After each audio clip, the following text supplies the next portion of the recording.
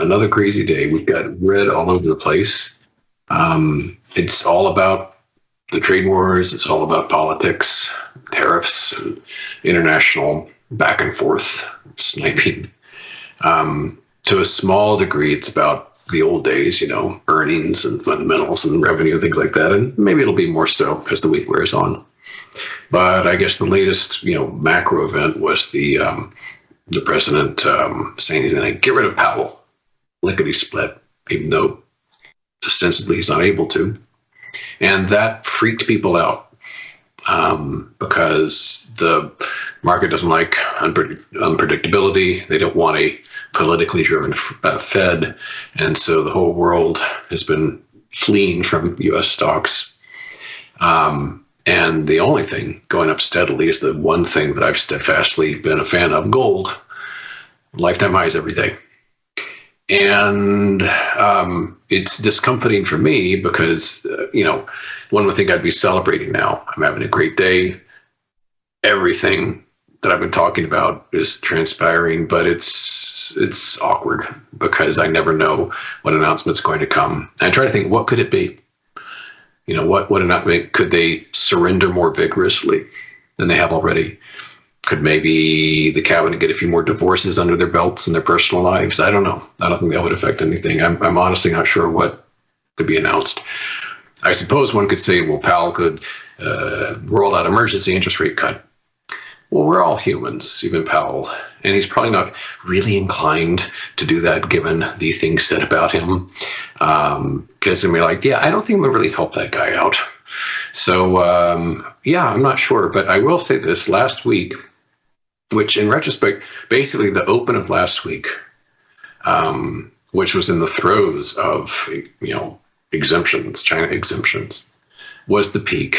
And it didn't really feel like it, but basically fell Monday and Tuesday and Wednesday and Thursday.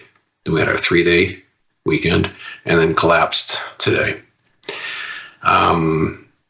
And as I said repeatedly last week, as tempting as it would be to take profits, as I looked at the index charts, it's like it's just starting to fall again. This is just the beginning of another fall. And that's what's happening. And at the moment, I can't help myself. I'm taking some profits here and there. I'm sure I'll regret it. I've regretted every single cover that I've done. Everyone, even the freakouts, like Thursday, the Eli Lilly news took a big hit on that. It's gone. Eli Lilly's collapsing again. So in essence, for this year as a whole, one could basically just go on vacation, stay short and forget about everything. Let the news come as it will, and it's all going to work out. It seems to. Even stuff like Eli Lilly.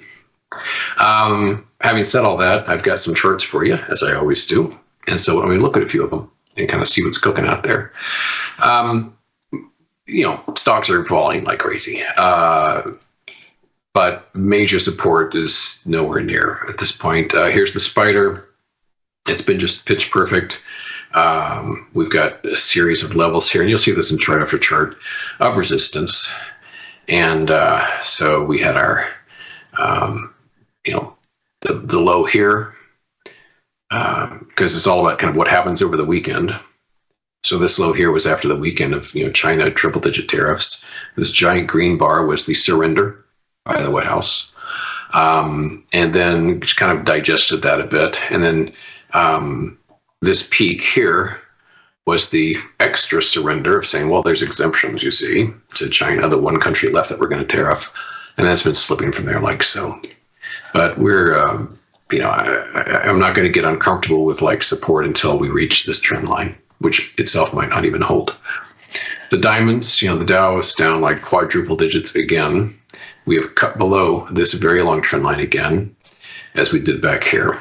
So that line acting as support seems to not really be a thing anymore. And here's the cubes down over 3%. And ever since the peak, around Feb 19, we've had these series of waves. Some would even think of them as Elliott waves, collapsing down. And some might say, and I'm inclined to agree, that we're in wave 3 of 3 right now, which is basically, if I had any sense at all, I'd basically just, go on a road trip for a few weeks and disconnect completely. I'm too nervous to do that kind of thing. Gotta watch everything closely and cover things way too soon. That's why I'm here. What else is cooking? Emerging markets, EEM down just a little bit. I've got a feeling they'll catch up tomorrow, but the EEM's down just about 1/4 percentage point. A little more dramatically, which is a big short of mine, is EFA. So, I would say that the high on Thursday is a pretty good line limit here for a stop loss, 81.59. We've got a bearish engulfing pattern today. The non-US markets are being more robust than our own, but I've got a feeling they're going to catch up or catch down tomorrow. Hope so, at least. That's how I'm positioned. The US dollar is getting weaker all the time. Roughly inauguration day was when things started going south. And this isn't really head and shoulders, but it is a pretty impressive looking topping pattern. If you look at here and here and here, this is the dollar versus the yen. This looks to my eyes like a huge topping pattern, similar to what we have back here, back in 2007. Something happened late that year, as I recall. But yeah, this is a pretty impressive top, I would say. Now, as I mentioned, gold, it's just a rocket ship. It just takes no prisoners, blasting higher, lifetime highs day after day. 3,400 was conquered. 3,500 looks to be just around the corner. It's a phenomenon. As the US dollar is trampled into the ground, gold is just sparkling and doing wonderfully well. And yay. Silver, not so much. It's up, but a fraction of what gold is. And I've said this every single time. Silver is very prone to a sell-off if gold ever gets anybody out there trying to take some profits. It is a really feeble day for silver to be. It again, it's green, it's up, yay, good for silver. It's not that much. Typically, silver is more volatile than gold. So if gold is up 3%, silver should be up 5 or 6%. Instead, it's a fraction of a percent. And so that's gold basically has to stay up for silver to maintain this sort of height. Otherwise, they're going to start selling off swiftly, I think. An important kind of an anchor trade for me is XME, the metals and mining. This is a combination of precious metals miners as well as whatever the term is, base metals, not precious metals, what have you. Your aluminum, your steel, that kind of thing. And I've been waiting for this to reverse, and today's the first day in this position that we've done so. We've got a nice bearish engulfing pattern there. And I've got I did a day trade on this that worked out very, very well. So I've covered that for a nice profit, but I'm sticking with, and in fact, augmented my September puts, $58 puts on XME, because I have big hopes for how XME could fall. Oh, hello. Wrong direction. I do this from time to time. Let's back up. The big news, the big earnings news last week was Netflix. That was on Thursday, after the close, of course. And it went way up. Netflix blasted higher into the quadruple digits. It is up still now. It's having a good day, but it is not in the quadruple digits anymore. And interestingly, from a charting perspective, I want you to pay attention to this channel.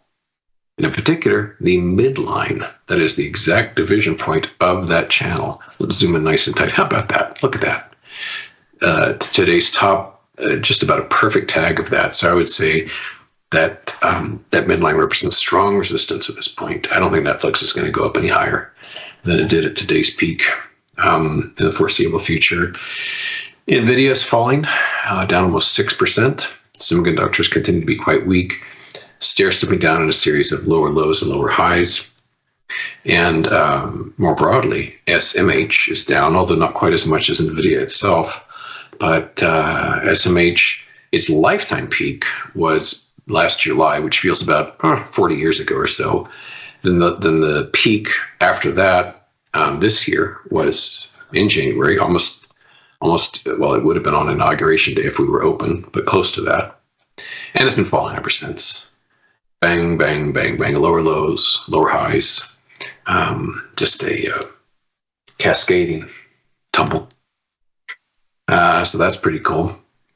SOXS That is to say, the leveraged bearish ETF against semiconductors is doing quite well. It's at about 9%. And that's no surprise either. And XLK, which isn't specific to semiconductors, but it's about technology, it's down almost 3.5%. So, I'm always apologizing for the repetition, but it's just I'm trying to drive these points home about the chart friendliness of this market, the clarity of the charts, how things are unfolding exactly as I hoped and said and wished and positioned myself for. It's all going really well. This is a week that earnings really ramp up. A lot of household names coming in. I'm gun shy since I screwed up Netflix earnings last week on the day. So I think, underline think, Tesla's tomorrow afternoon. Right now it's down again, almost 7%. A lot of folks fleeing this for various and sundry reasons. We're in the fall zone here with the Fibonacci's. There's no real strong support until we get down here in this area. And then failing that, this trend line. This does not look healthy at all. And it's amazing to me that it was only, 4 months ago, we were way more than 100% higher than this. So the stock's getting just blasted, thanks to a combination of reasons, not the least of which is a certain CEO's insertion into government and politics, which I think may be ill-advised. I'm not here to say told you so, honestly. I'm trying to hit upon how the charts are working. And a big told you so from last Thursday was what's going on with commodities. My perception there was that, yes, oil was up. Yes, we were flying higher, but we were approaching levels in which commodities, and oil in particular, would exhaust themselves. And that's working out. DBC, we reached, I think, the point of exhaustion on Thursday. Below this trend line, we're starting to sink now. I think that sinkage will accelerate. USO itself down about 1.5%, having come up against the broken right triangle. That is just perfect stuff, beautiful. And notice, I'm not slathering 50 moving averages and stochastics and R's. I hate that stuff. I despise that. I don't use any of that stuff. The number of tools and techniques I use is big 5. I've written books about this. I've done this for decades. I don't use any of that junk. It's meant to dazzle and confuse and obfuscate. I'm not into that. I'm simple. Support, resistance, just very zen-like. Okay, so you know that. So USO, this is what we've experienced. We had a big rally up to the underside of the broken right triangle, and now it's falling again. I'm sure it'll continue to do so. XLE down quite hard, about 3 1/3% beneath all that overhead supply. XOP also down over 3.5% beneath its very well formed head and shoulders pattern. It couldn't even muster getting back to the neckline. That's how weak it was. And so, as it falls, I think it'll be all the more weaker and plunge under that dashed green line. And XLB, which I also mentioned as a short idea on Thursday, here too we're falling over 2% beneath that beautiful diamond pattern right there. So it's all going really well. Some other odds and ends. IYR real estate down almost 3%. Beautiful gap right there. Not as heavily traded as XHB, so I'm not as fond of it. Here's XHB itself, which I've got a bunch of September puts on. This is down almost 3%. Lots and lots to go on this one. I'm not selling any of these puts. And XLU finally working out, down over 3%. This had just rallied in the most annoying fashion. Finally peaked here on Thursday and is wiped all that out. All of last week, it's gone. And then some, and a lot more. And I think there's plenty more to go on the downside below this diamond pattern. I keep glancing over here at the time. I don't want to take up too much time. Wrapping up, here's the RTY, long-term continuous contracts. This is the Fibonacci's. I don't think we're going to find rest until we get down into this vicinity. I think there's plenty more downside to go until some of our emergency break cut is declared or something like that.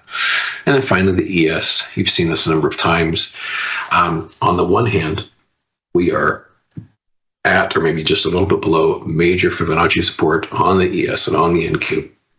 On the other hand, for a variety of reasons, not the least of which we have cracked them a little bit. I do think we're vulnerable to sinking below these and testing the lows we saw